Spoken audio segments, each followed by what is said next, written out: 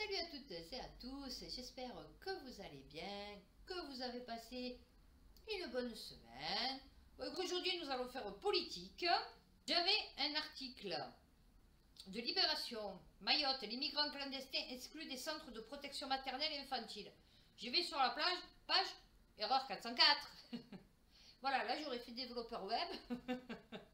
Peut-être j'aurais retrouvé l'article. Non, mais on va continuer, on va se taper Mayotte. Alors j'ai mis dans politique parce que du coup j'ai pas fait de truc France, donc bon. Opération Ouambouchou à Mayotte, les liaisons maritimes avec les Comores restent suspendues malgré l'annonce des autorités maritimes. Et oui, je vous ai dit, entre l'annonce des autorités et l'enclenchement du truc, il peut se passer des dizaines d'années. C'est la compagnie qui assure ces rotations qui a annoncé jeudi les suspendre jusqu'à nouvel ordre, un blocage qui empêche l'expulsion par les autorités françaises des Comoriens en situation irrégulière. Ouambouchou. Vous voyez, Ouambouchou, j'arrive mieux à le dire. Vous voyez que livre, c'est plus compliqué pour moi.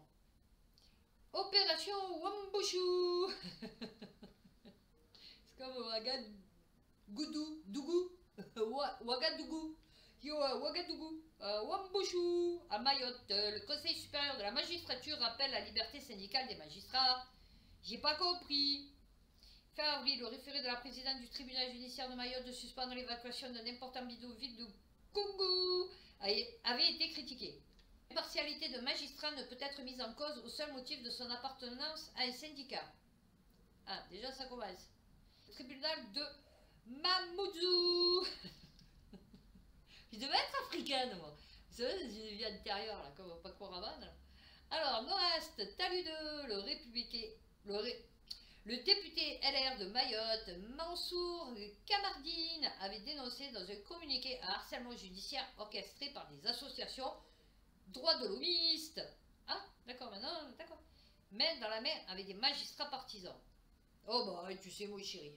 Oh, mon Dieu, mon Dieu, mon Dieu. Bon, que j'ai fini sur Ouambouchou. Alors, bon, écoutez, on va prendre du plus récent que j'ai. On va terminer par le plus ancien. Comme ça, au moins, vous ne pourrez pas dire que c'est des nouvelles pas fraîches. En Mayenne, les éleveurs scandalisés par Bruno Le Maire qui fait la promo de la viande sans protéines animales. Non, c'est surtout que c'est dégueulasse. C'est surtout ça, tu vois. C'est surtout qu'il y a de tout sauf de la nourriture dedans. Des aliments, tu vois, sains. Tu vois, des matières premières, on va dire. Voilà. Cette promotion de la viande sans protéines. Non, c'est surtout qu'il a fait la promotion d'une usine. Enfin, oui, du coup, c'est une usine. D'un laboratoire, on va dire. C'est surtout ça.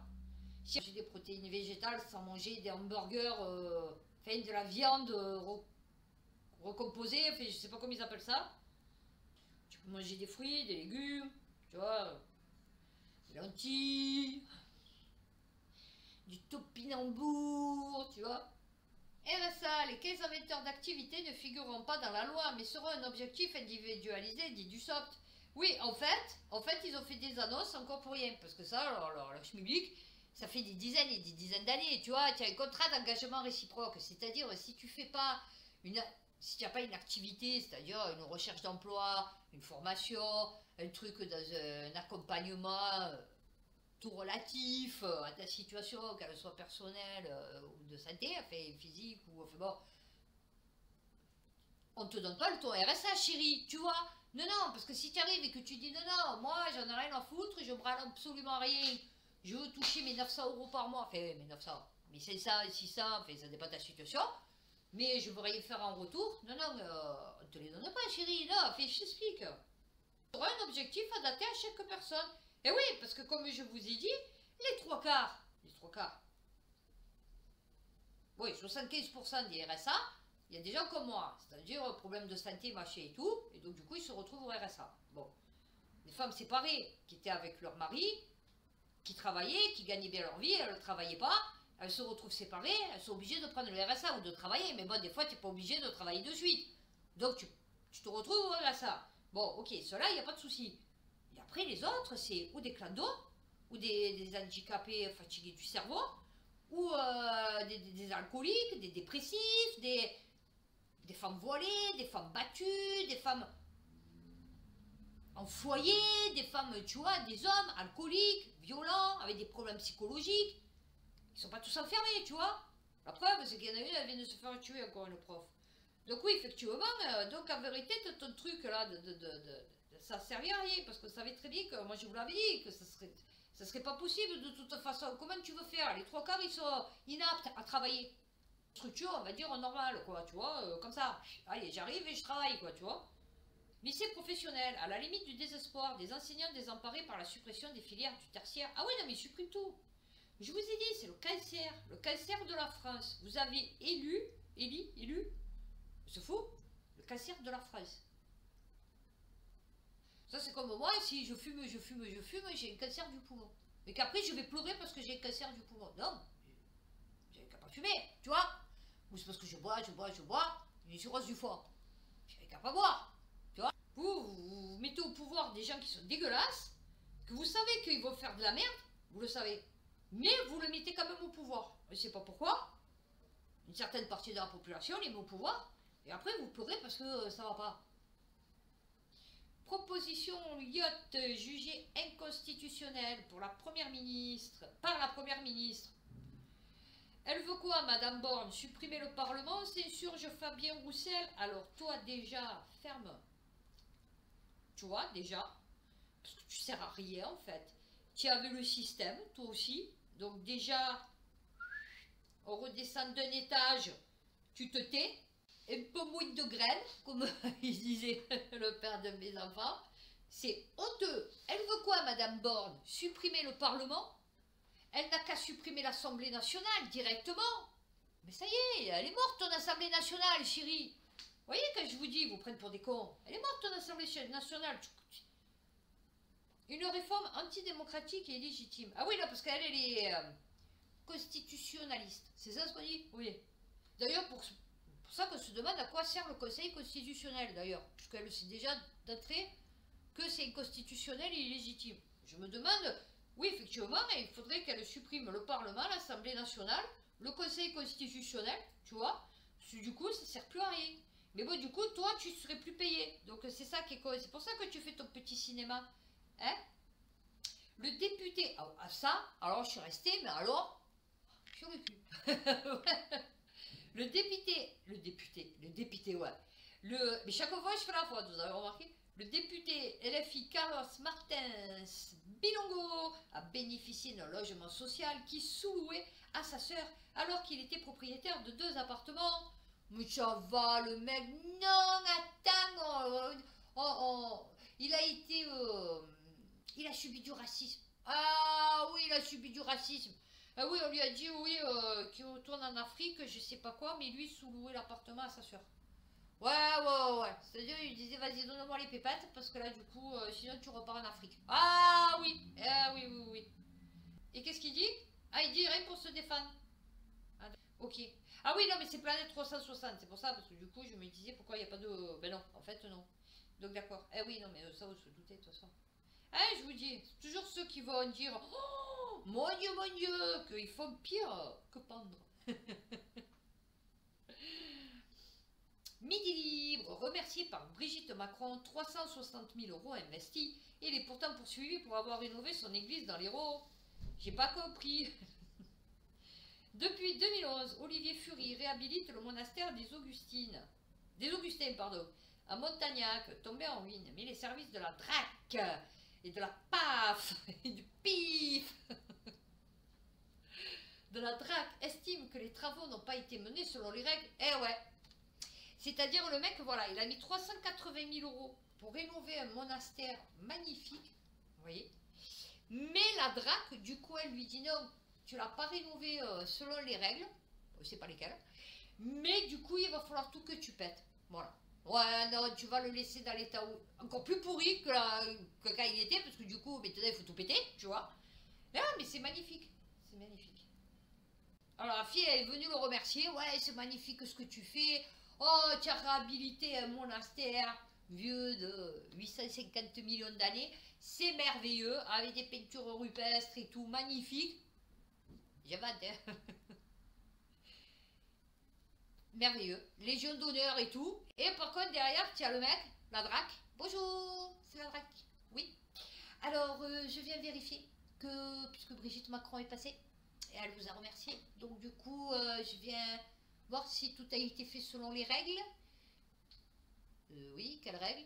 Ben, les règles de la DRAC, en fait, vous voyez, parce que nous, comme on est des Lumières, on a établi une petite checklist, tu vois, de toutes les règles qu'il fallait appliquer pour les monastères de 850 millions d'années avec des peintures rupestres, tu vois, là, à l'intérieur.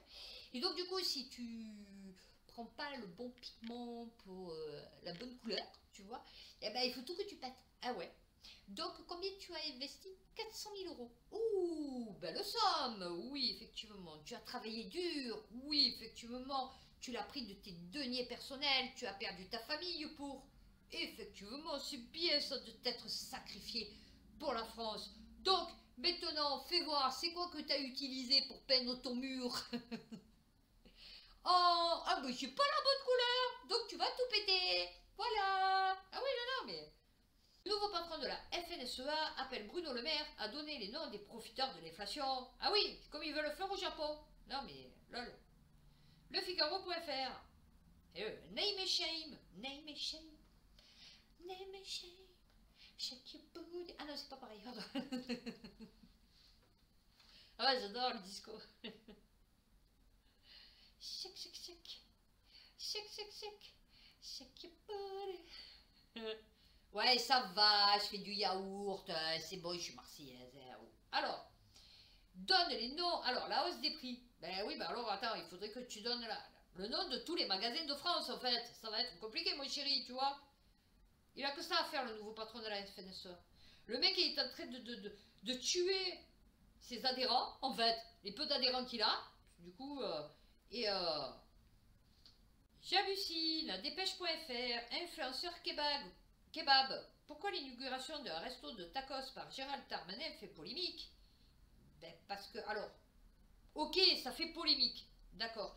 Moi, je me mets à la place du restaurateur. Enfin, c'est une chaîne, je pense, de restaurants. Voilà. Au taco, oui, voilà.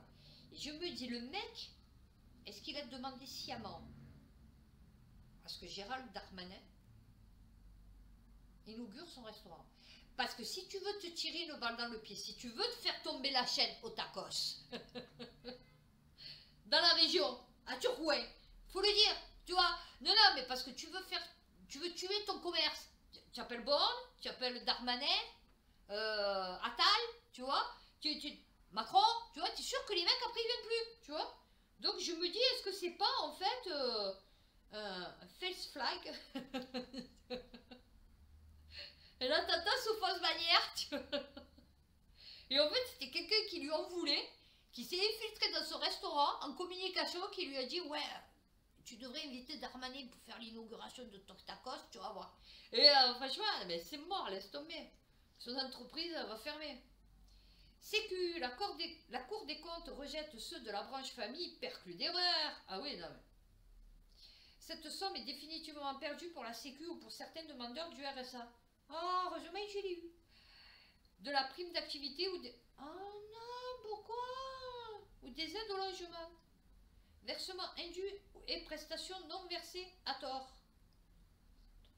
La branche famille de la Sécu a passé près de 6 milliards d'euros par perte et profit en 2022. Ah, c'est bien.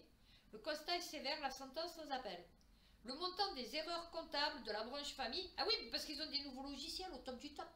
Ah oui. Comme lui qui m'a dit, là, le logiciel, il fait que bugger quand je suis allée pour mon RSA. Ah paf. Paf. Crac. 10% sur les remboursements de frais de santé et les arrêts de travail. 10% d'erreurs. Vous vous rendez compte? C'est énorme, 10% d'erreurs. Qu'un nouveau retraité sur 7 touche toujours une pension affectée d'au moins une erreur de calcul. Et ouais. Comme ils vont pas calculer les mecs, tu vois, parce que les trois quarts du temps, ils savent pas faire les opérations. Enfin bon, ils sont pas dans le truc, tu vois. Enfin, t'es pas là pour calculer normalement ta retraite, tu vois, pour vérifier, pour savoir si c'est bien calculé, tu vois. Mais en fait, tu devrais. Seine-sur-Mer, des adjoints démissionnent accusant la maire de trahison. Ils dénoncent une mauvaise gestion de la commune par la maire Nathalie Biquet. Alors pas Biquet comme Biquette, tu vois. mais c'est B-I-K-E. B-I-C-A-I-S. Biquet. Ah oui, Biquet. Donc, BFM TV. Lors du dernier conseil municipal, ils avaient voté contre le budget 2023. Ils dénoncent une trahison politique. 4 adjoints à la mairie de la Seine-sur-Mer ont rendu leur écharpe ce vendredi. Jean-Pierre Collin, Corinne Chenet, Sophie Robert et Pascal Tassisto ont ainsi quitté leurs fonctions ce vendredi. Ils dénoncent une mauvaise gestion de la commune par la maire, Nathalie Biquet. Elle explique avoir atteint un point de non-retour. Non, tout se passe bien. Mais les gens ne font pas de burn-out. Ils sont bien, ils sont épanouis dans leur boulot, tu vois. Même là, ils se cassent. Pourtant, des adjoints au maire. Je veux dire, bon, ta place, c'est la planque, tu vois. Non, non, ils se cassent. On retrouve des gens qu'ils ont combattus pendant la campagne. Ah oui, parce qu'ils en ont rien à foutre. Un putsch qui a échoué. Les 4 adjoints s'étaient déjà opposés à la majorité à la fin de l'année 2021. Depuis le début, leur seul objectif, c'est de renverser la majorité que je préside. Ah oui, là, parce qu'on leur en veut personnellement. Ouais, oulala. On est tous... Ah, en plus, ils sont paranoïaques, les mecs. On est tous des futurs terroristes, tu vois. Non, non, mais... Ils sont contre la démocratie, ils sont contre la laïcité, ils sont contre les valeurs de la République. Ce sont des terroristes. Alors là, on avait le Martin Blachier chaud, et bien là, on a le Bilongo chaud, tu vois. Le député Carlos Martins Bilongo, visé par une enquête, dit ne pas posséder de compte à l'étranger. Non, parce qu'en plus, maintenant, il a dissimulé 200 000 euros.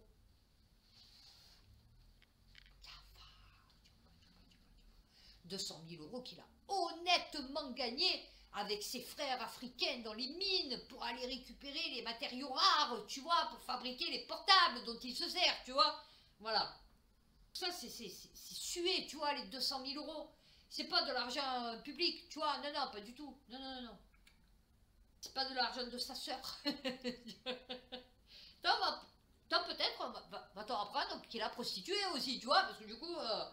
que Tracfin, la cellule anti-blanchiment de Bercy, a repéré des flux bancaires. Des flux bancaires qui semblent irréguliers et sans rapport avec ses déclarations auprès des impôts et de la HATVP. Eh ben c'est bien. 106 euros. Oh oui, il a moins que moi, dit. Oh, mon Dieu. Ah oui, doublette. Ah ouais, ils ont dû te faire une doublette. Ça, c'était le père de mes enfants, il me disait ça. Quand je lui disais, mais c'est quoi tous ces 200 euros, 100 euros, 200 euros? C'est quoi tout ça là qui partent comme ça, qui sont retirés, c'est quoi? Il me regarde, il me dit, je sais pas. J'ai comment tu sais pas? Je dis, ma foi, c'est toi qui as la carte bleue. Ah non, mais moi je l'utilise pas, on a dû me faire une doublette. Hein. Ah ouais, tu vois, on a dû te faire une doublette toi aussi. Finances publiques, Matignon face à l'affront d'une partie du gouvernement après avoir demandé des économies dans les ministères. Ah oui, parce que ils ont manifesté, ils ont fait grève. Ouais, ils ont fait grève. Comment? On va pas se chauffer?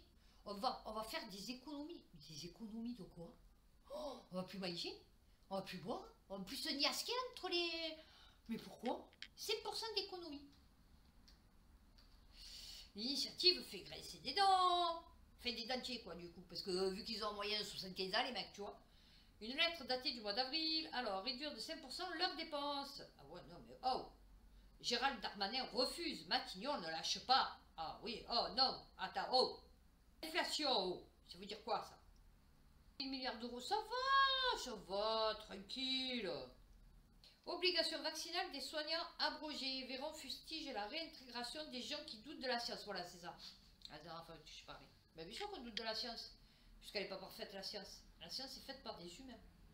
Donc, effectivement, la science est bourrée d'erreurs. Et de contre-pétri. De contre-vérité. Et il y a la science officielle et la science non officielle. La science officielle, c'est celle qui est reconnue, soi-disant, par ses pairs. Et mais qui suit la doxa générale.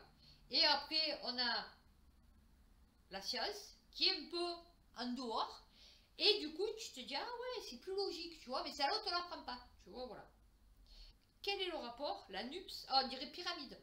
NUPS, RN, soignants non vaccinés, réintégration, douter de la science. Je ne sais pas si vous l'avez vu celui-là. Mort de rire. Affichage du portrait du président en mairie. un élu RN remplace le portrait de Macron par une miniature. Vous voyez le truc? Comme ça.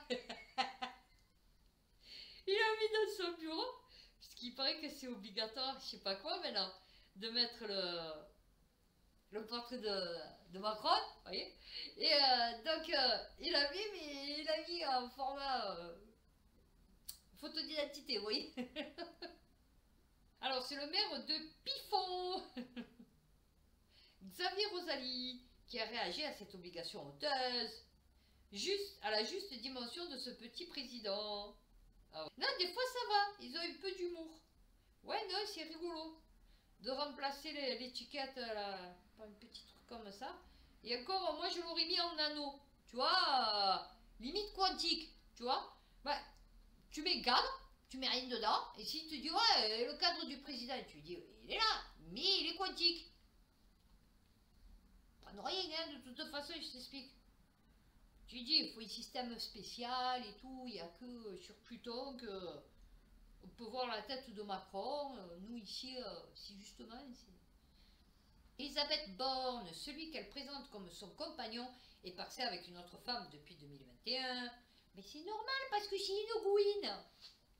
C'est une lesbienne. Eh ouais, tu le vois pas sa tête que c'est une lesbienne? Non mais s'il te plaît, elle aime les choupinettes. Eh ouais. Mais qui est Monsieur Borne? Mais il n'existe pas. Mystère, parce que tout a été dit ou presque sur la vie d'Elisabeth Borne. Ah oui, sauf qu'elle était lesbienne. Et qu'elle aimait les choupinettes. Et les nichons. Ah ouais.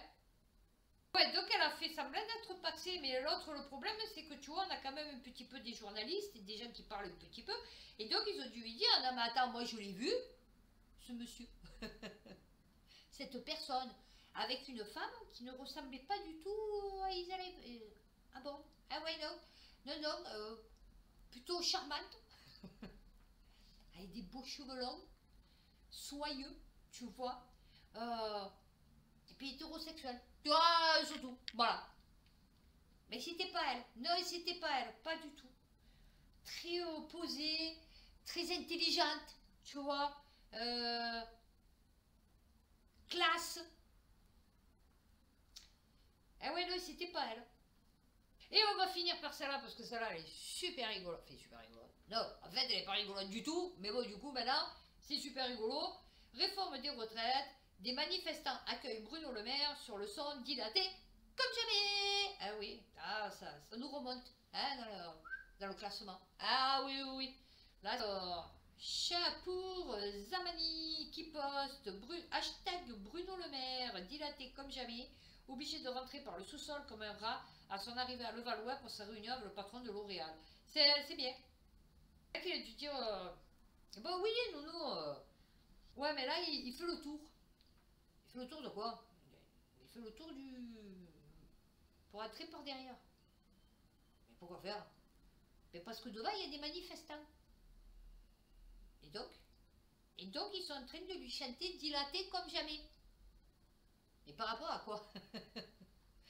J'ai pas compris. Par rapport à quoi? Ben, parce qu'il a sorti un livre où il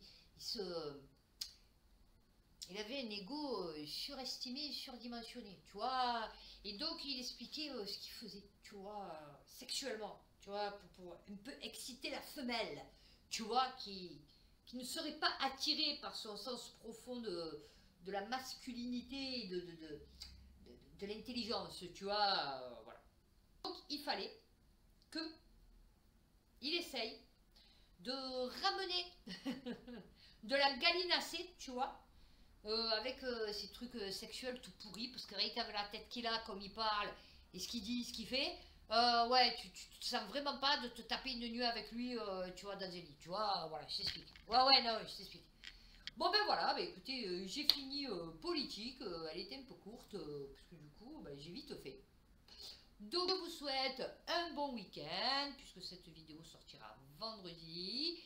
Et d'ici là, prenez soin de vous, faites attention à vous, et puis à bientôt pour une prochaine vidéo.